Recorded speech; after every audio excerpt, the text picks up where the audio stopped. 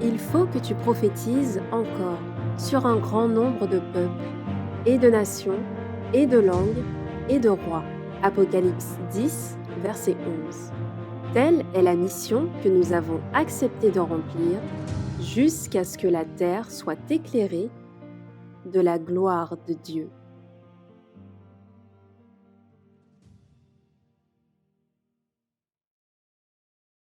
Les enfants, jusqu'à présent, vous avez été exemplaires. Jusqu'à présent. Mathias, il est bien assis. Par contre, Alicia et Hélène, là, ça commence à... Vous prenez vos aises, là. Hein. D'accord. Donc, on va s'asseoir correctement. On va rester dans la révérence. On n'est pas là pour faire dodo. Parce qu'on a vu que le sommeil, c'était pas le sommeil du soir. Hein. Ça, OK, c'est le repos du corps, normal.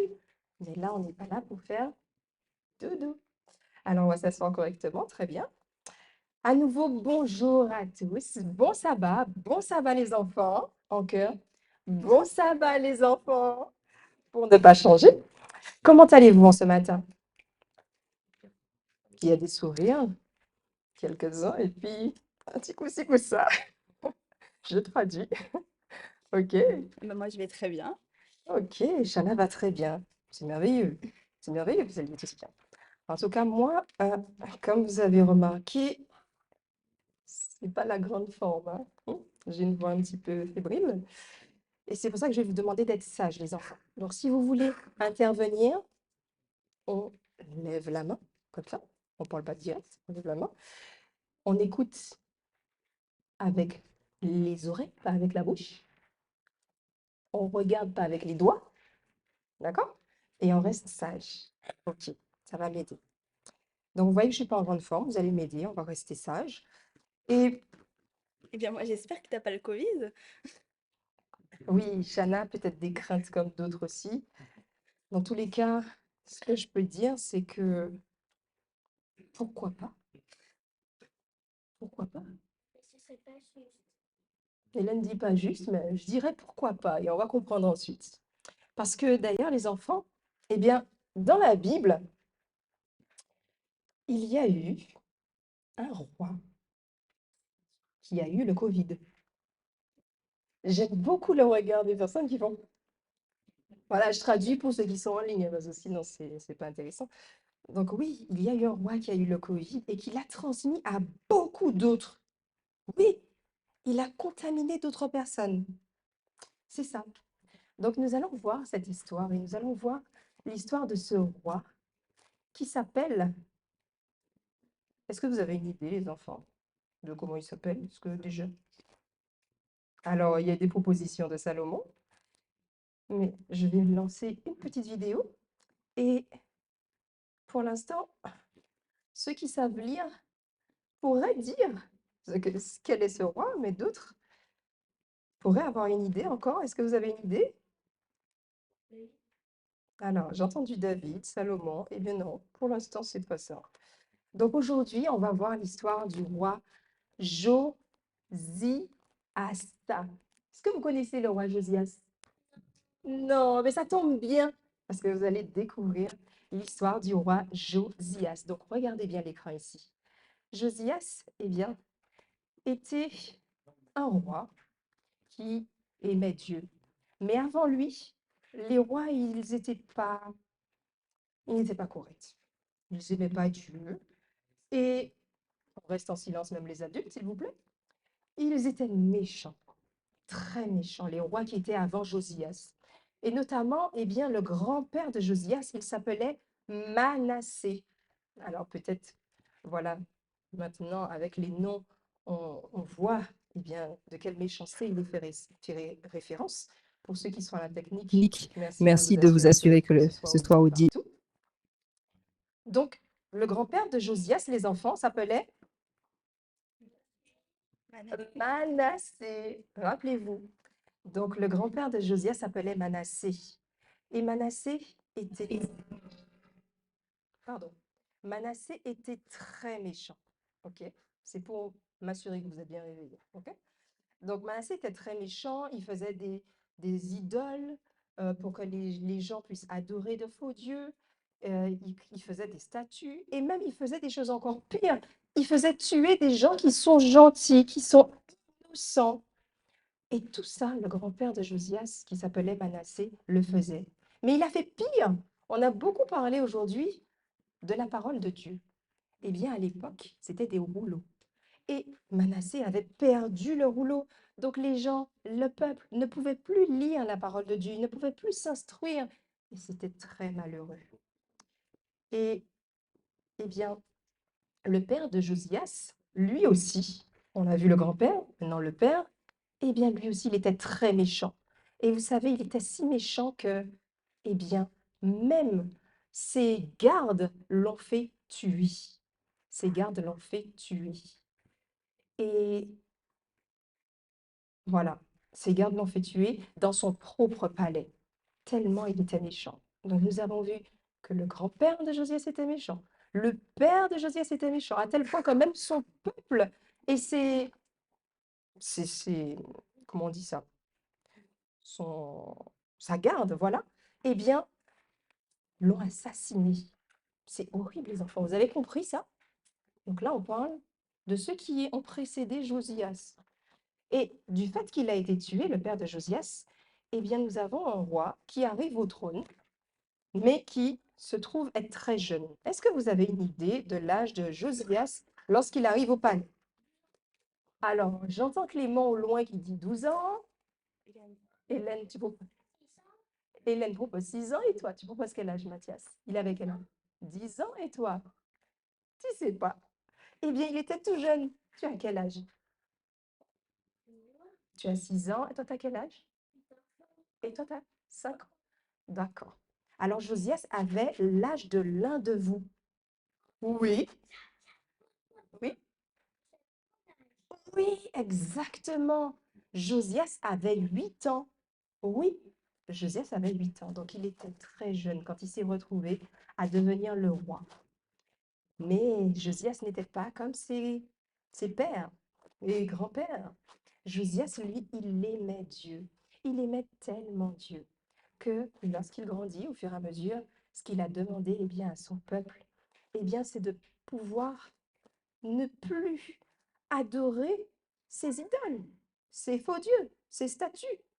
Donc, il a demandé quoi? D'abattre ces statues. Regardez bien. Exactement. Il a demandé d'arrêter ça.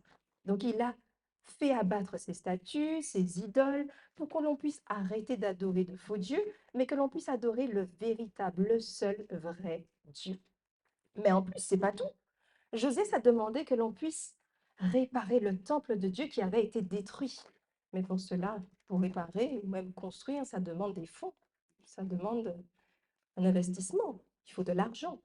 Donc il a demandé au peuple eh bien, de pouvoir rassembler les fonds pour pouvoir eh bien, avoir les moyens de reconstruire, de réparer le temple de Dieu, afin que le peuple puisse avoir un lieu où ils vont adorer non pas les idoles, non pas les statues ou toute autre chose vaine, mais le véritable Dieu.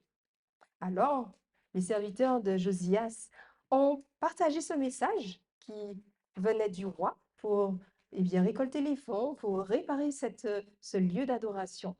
Et ils ont tout fait comme Josias l'avait demandé. Josias voulait que Dieu ait un lieu de culte magnifique, digne de l'adoration qu'il méritait. Alors, les instructions ont été bien suivies. Et en plus de cela, en plus de cette reconstruction, des fonds qui ont été trouvés, de tout ce qu'il avait demandé qui devait être fait, eh bien, ils ont retrouvé quelque chose dans les ruines. Ils ont retrouvé quelque chose de merveilleux. Est-ce que vous avez une idée de ce qu'ils ont retrouvé, les enfants? Amen. Ils ont retrouvé la parole de Dieu, exactement. Les rouleaux ont été retrouvés. Alors, pensez-vous que Josias allait être content de cette découverte ou retrouvaille?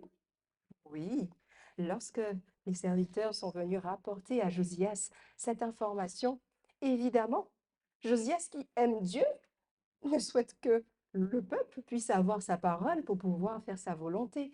Donc il était ravi, il était heureux de savoir que la parole avait été retrouvée. Et lorsque finalement, eh bien, le temple fut prêt, et que cette nouvelle a été rapportée au roi et qu'il était très heureux, eh bien, il n'a pas tardé à vouloir savoir le contenu. Eh bien, quand on vous rapporte un ouvrage, vous voulez savoir qu'est-ce qu'il y a dedans. Donc, Josias était, voilà, impatient de vouloir, eh bien, lire les paroles du livre. Et que s'est-il passé à ce moment-là, selon vous, les enfants?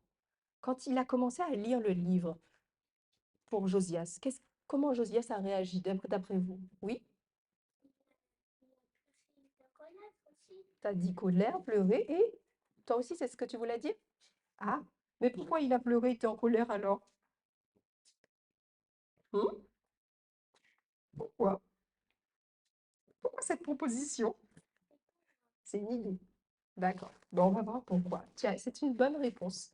Alors, il était pas en colère, mais très triste. Et on voit à quel point il est triste au point qu'il déchire ses vêtements. Il a effectivement été heureux que l'on retrouve la parole de Dieu, mais à la lecture de cette parole, il y a aussi les sentences qui arrivent lorsque l'on prend conscience du mal qui a été fait. Donc Josias avait conscience que le peuple avait abandonné Dieu et que cela déplaisait à Dieu. Et cela faisait de la peine à Josias. Donc lui qui aimait Dieu, il réalisait à quel point Dieu a souffert au travers de tous ses comportements qui étaient mauvais. Alors il a demandé à ses serviteurs d'aller voir une prophétesse qui était à l'époque, une prophétesse qui parlait avec Dieu et au nom de Dieu. Et il voulait savoir, est-ce que Dieu finalement, eh bien, était, on va dire, en colère contre lui ou ne l'approuvait plus à cause de tout ce qui a été fait. Et cette prophétesse, finalement, lui a répondu à ses serviteurs lui disant que Dieu n'a pas du tout approuvé le comportement des rois qui l'ont précédé. Il n'a pas approuvé le comportement du peuple qui a, eh bien, consenti à faire toutes ces choses. Mais Dieu a compassion de lui parce qu'il a vu le cœur de Josias, qu'il l'aime et qui veut le servir. Donc Dieu n'était pas en colère contre Josias, mais il n'a pas oublié ce que ses pères ont fait. Alors, Josias a Louis ensuite, on va voir que ce message a été rapporté à Josias, qu'il a été attristé de savoir que finalement il y aura des conséquences à tout ce qu'ils avaient fait, parce que lorsque l'on fait quelque chose de mal, même si on est pardonné, et ça on l'avait vu si vous avez suivi le sabbat précédent, eh bien il y a des conséquences. Et tout cela, même si ce n'est pas Josias qui l'avait fait, eh bien il avait de la peine, parce que, eh bien, il voyait la souffrance que cela engendrait de se trouver loin de Dieu. Mais ce n'est pas fini. Là, maintenant, alors que Josias a le rouleau entre les mains, a la parole de Dieu entre les mains, qu'est-ce qu'il fait maintenant? Oui, Hélène? Il, il lit. Il lit, exactement. Et toi, tu voulais dire, Clément?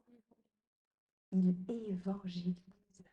Alors que Josias a la parole de Dieu entre ses mains, il rassemble tout son peuple et il fait la lecture de la parole de Dieu afin que tout le peuple sache ce que Dieu dit, ce que Dieu attend afin de pouvoir faire sa volonté.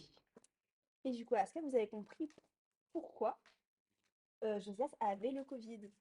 Et oui, parce que nous avons dit au départ que Josias était très contagieux, qu'il avait contaminé beaucoup de personnes et en plus on a dit qu'il avait le Covid. Et on m'a regardé avec des gros yeux.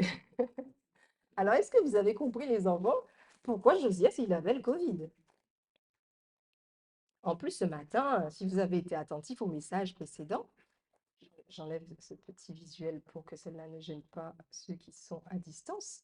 Si vous avez été attentif ce matin, eh bien, nous avons parlé que l'hôpital, c'est le monde. D'accord? Ça, vous aviez entendu. Et que les enfants de Dieu sont le personnel qui soigne. Vous avez entendu ça aussi? OK. Mais, non pas mais cependant, nous voyons aussi que même au travers de cette histoire, eh bien, le monde et ceux qui n'ont pas la parole de Dieu, ils s'opposent à ce que Dieu demande de faire. Ça, est-ce que vous avez compris ça? Ça, c'est clair. OK. Et je vais vous lire 2 versets qui nous montrent cela. Ils ne seront pas affichés, mais je vais les lire. Il est dit en 1 Corinthiens au chapitre 3, le verset 19, car la prédication de la croix est une folie pour ceux qui périssent, mais pour nous qui sommes sauvés, elle est une puissance de Dieu. Alors là, c'est 1 Corinthiens 1, le verset 18. Et encore, 1 Corinthiens au chapitre 3, le verset 19 nous dit, la sagesse de ce monde est une folie devant Dieu. Donc il ne faut pas nous conformer au monde, aux choses de ce monde, parce que c'est folie devant Dieu. Mais la prédication de la croix, de l'évangile, eh bien, c'est une puissance pour ceux qui ont la foi.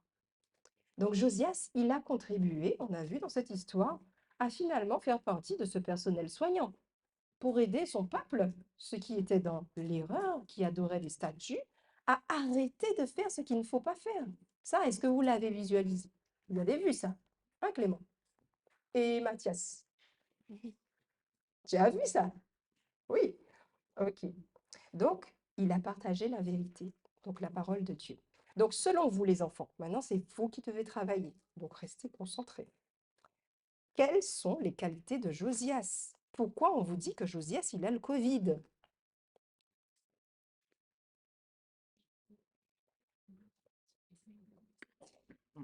Alors, il y a un petit problème d'affichage. On va faire la chose autrement pour rectifier cela. Est-ce que c'est mieux? Maintenant. Donc, on dit qu'il a le Covid. On a vu qu'il a partagé la parole de Dieu. OK, la vérité. Est-ce que vous voyez les caractéristiques de Josias? Et ça va vous aider à comprendre pourquoi nous disons qu'il a le Covid. C'est comme quoi dans les caractéristiques? Les adultes pouvaient les aider parce que là, il y a beaucoup de fumée au-dessus de leur tête, même si on ne le voit pas. Ils cherchent, ils cherchent, ils cherchent. C'est comme quoi? Ah, Mathias, vas-y. Ah, alors là, c'est parce que tu es toujours connecté au Covid de ce monde. Et effectivement, le Covid de ce monde, il faut se laver les mains, tout ça, ok. Mais là, par rapport à ce que Josias, il a fait, on a vu que Josias aimait Dieu de tout son cœur. Il n'a pas fait comme son père, pas comme son grand-père. Lui, il voulait servir Dieu. Et quand on a retrouvé le livre, la parole, il a partagé la parole. Donc, qu'est-ce qu'il a de particulier, Josias? C'est comme quoi? Oui. Alors, ce n'est pas des microbes qu'il a transmis. On va voir ce que c'est. Mais le C, est-ce que vous avez une idée? Ah, alors, j'entends communication,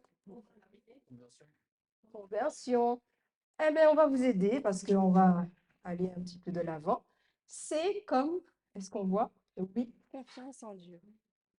C'est comme confiance en Dieu. Josias a détruit toutes les choses que les gens utilisaient pour adorer les faux dieux, qui n'étaient pas le vrai Dieu. Il voulait que tout le monde n'aime que Dieu. Ouais. Josias avait tellement confiance en Dieu. Il savait que si les gens suivaient la parole de Dieu, ils seraient bien heureux. Il a fait tout pour que la Bible soit respectée. Alors, vous avez compris le C maintenant? Il avait confiance en Dieu. La première chose, c'était ça. Josias avait confiance en Dieu. On appelle cela aussi la foi. D'accord? Ok. Donc, est-ce que vous avez maintenant, quand vous avez commencé à comprendre le mécanisme, donc on a vu qu'il avait confiance en Dieu, ok, mais est-ce que vous voyez d'autres caractéristiques de Josias au travers de ce qu'on a vu, au travers de l'histoire, et qui viendraient nous aider à mieux comprendre pourquoi Josias, il avait le Covid? Alors, O comme quoi? On a vu le C comme confiance en Dieu, le O comme quoi? Qu'est-ce qu'il a fait, Josias? Oui, obéissance. Et là, c'est... comment elle s'appelle? Talia. Ah, comment je peux oublier ce prénom? C'est pas possible. Donc, Talia a raison, effectivement. Josias était obéissant. Donc, Quand il a lu que ce que Dieu voulait, il l'a fait tout de suite. Il aimait beaucoup Dieu. C'est pour ça qu'il a enlevé tous les faux dieux. Il était obéissant. exactement. Il avait confiance en Dieu, premièrement. Il était obéissant, deuxièmement. D'accord? Et lorsque le Christ habite dans nos cœurs, eh bien, nous obéissons à sa parole. Mais pas parce que c'est difficile et qu'on a envie de le faire. Non, non, non, on le fait parce qu'on aime Dieu par amour. Et maintenant que nous voyons cela, alors que là, vous avez d'autres caractéristiques de Josias qui vous viennent à l'esprit, puisqu'on va arriver sur le V. Alors, oui, Clément?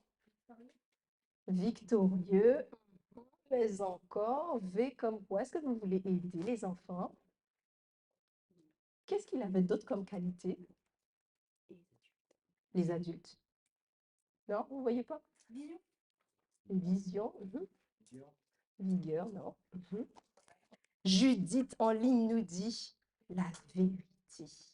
Josias. Était attaché à la vérité. Il a demandé à tout le monde d'écouter ce qui était dans le livre de la parole de Dieu. Comme ça, les gens pourraient de nouveau être agréables à Dieu en lui obéissant.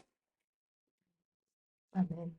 Donc Josias avait confiance en Dieu, il était obéissant, il était attaché à la vérité, donc la parole de Dieu. Et quoi d'autre alors? Maintenant, on va arriver sur le il. Alors, intègre, exactement Clément. Donc Josias aussi était intègre. Il a rétabli les commandements de Dieu dans leur pureté originale, sans y mettre de ses propres idées. Il a fait le nécessaire pour que le peuple revienne à la vérité révélée et ne suive que Dieu. Il a agi avec droiture et honnêteté, uniquement par souci de plaire à Dieu et de faire le bien. Il n'a pas cherché à son intérêt personnel, mais seulement à obéir à la parole de Dieu avec intégrité. Amen. C'est un bel exemple que nous avons là. Donc Josias a confiance en Dieu. Il est obéissant. Il est attaché à sa parole. Il est intègre. Et pour finir, Clément, il est droit. Mais on peut dire encore d'autres choses. Oui, il est droit. Est-ce que vous avez une autre idée? J'entends, mais trop loin, j'arrive pas à discerner. Déterminé. C'est vrai, il a été déterminé. Et j'entends là, mais je ne sais pas qui parle. Quelqu'un a dit la chose. C'est toi, c'est tu te caches. Donc, effectivement, Josias était dévoué. Il a travaillé dur pour que les gens aiment Dieu et fassent ce qui lui plaît. C'est pour ça que Josias est un très bon roi dans la Bible. Il s'est donné entièrement à la tâche de restaurer le culte du vrai Dieu dans tout le royaume de Juda. Il a travaillé très dur pendant des années pour réformer les pratiques religieuses et supprimer l'idolâtrie. Il s'est consacré corps et âme à cette mission par amour pour Dieu et désir de le servir. Même si c'était beaucoup de travail, il n'a pas abandonné et est allé jusqu'au bout par dévouement. Donc, il était dévoué, il était obéissant, intègre, et on va le faire dans l'ordre. Donc, il avait confiance en Dieu. Il était ensuite obéissant. Il était attaché à la parole, la vérité, intègre dans les voies de Dieu et dévoué. Il n'avait pas de Covid et il a partagé cela. On a vu à la fin comment Josias a travaillé à pouvoir partager en fait ce message, cet amour, cette foi, la vérité. Nous pouvons réellement dire que Josias avait le Covid. Non pas le Covid que le monde connaît, que les gens ils ont tous peur, qu'ils mettent des masques et des choses comme ça. Non, non, non, non, non, non. Celui dont on vient de voir les caractéristiques, c'est-à-dire d'être atteint de ces caractéristiques-là et de pouvoir les partager comme un virus, un bon virus. Et donc, Josias, eh bien, par son zèle à servir le Seigneur, par son ardeur à rétablir le vrai culte, il a propagé, partagé la parole de Dieu auprès de son peuple, et avec une rapidité surprenante, à la manière d'un virus qui se répand de manière exponentielle. Et grâce à son exemple et à cette propagation virale de la foi, toute la nation a fini par accepter de servir Dieu et ils l'ont dit verbalement. Oui, nous servirons le seul véritable Dieu. Donc nous aussi, nous devrions avoir ce Covid. Vas-y. Nous devrions avoir ce Covid et le propager comme l'a fait Josias. Donc retenons ce verset à mémoriser de ce séminaire dont la thématique est réveil et réforme. Donc le verset de Jérémie 7, verset 3. Car voici ce que déclare le Seigneur des armées, le Dieu d'Israël. Adoptez une bonne conduite et faites ce qui est bien. Alors, je vous laisserai vivre en ce lieu.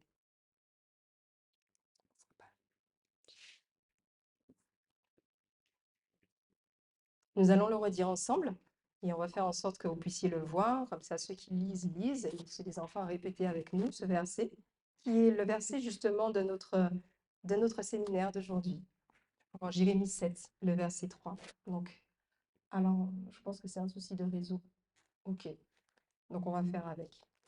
Donc, car, répétons ensemble les enfants, car voici ce que l'Éternel déclare, le Seigneur des armées célestes, on s'assoit correctement, le Dieu d'Israël, adoptez une bonne conduite, faites ce qui est bien, alors je vous laisserai vivre en ce lieu.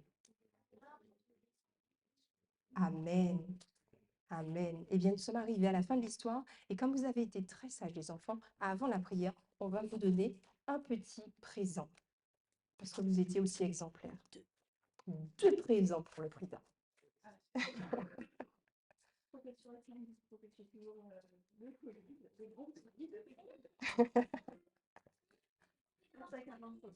Tu es sûre, Hélène, que tu ne veux pas avoir le Covid de Josias? Non, je suis déjà malade comme ça. Alors, celui qui fait que tu n'as pas de rhume, que tu n'as pas mal à la tête et des courbatures, celui qui te fait être debout, celui qui te fait partager la parole de Dieu, qui manifeste que tu as confiance en Dieu. Est-ce que tu as envie d'avoir celui-là, Hélène? Comme Josias. Josias, il n'était pas fatigué, hein, il n'avait pas de rhume. Il était debout, bien portant. Et il s'occupait des malades, comme on a vu avec la présentation de tout à l'heure. Tu as compris? D'accord. Donc, tu veux avoir le Covid de Josias, pas le Covid de ce monde. On est d'accord. Donc, on va prier et je vais vous inviter donc à prendre la position qui convient pour la prière.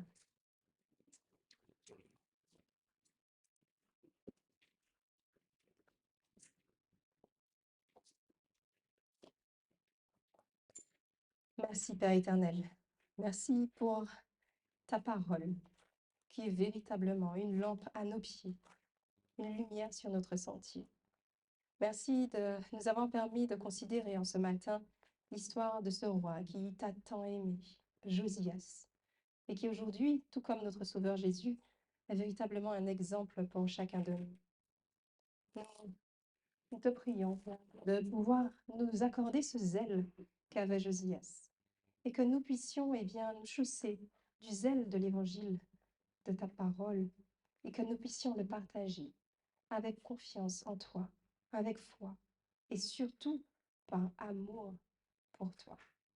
Aide chacun d'entre nous, petit comme grand, à pouvoir être attaché à la vérité et que nous l'ayons comme ceinture, comme nous le disons en Éphésiens, afin que toute chose que nous voudrions faire, penser, décider, puisse être guidée par la lumière de ta parole et que celle-ci nous maintienne éveillés et que ne tombions pas dans ce sommeil, loin de toi, comme le fut ce peuple à un certain temps, mais que nous puissions véritablement rester attachés à la vérité, les yeux ouverts par la lumière de ta parole, guidant chacun de nos pas.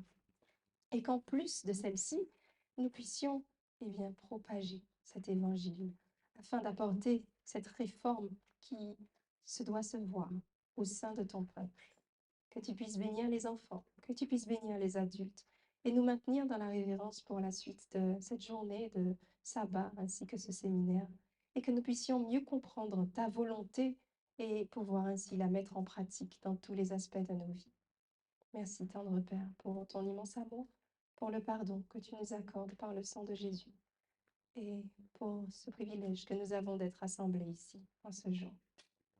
Garde chacune de nos pensées, paroles et actes, et ce sont là les grâces que nous te prions, uniquement par les mérites de notre Sauveur Jésus. Amen. Merci d'avoir écouté cette présentation. Si vous souhaitez prendre part à la mission que Jésus-Christ confia à notre Église, contactez-nous via les coordonnées présentes sur la page à propos de notre chaîne YouTube à ASJH 1889 france@gmail.com ou via notre page Facebook @ASJH 1889 de France.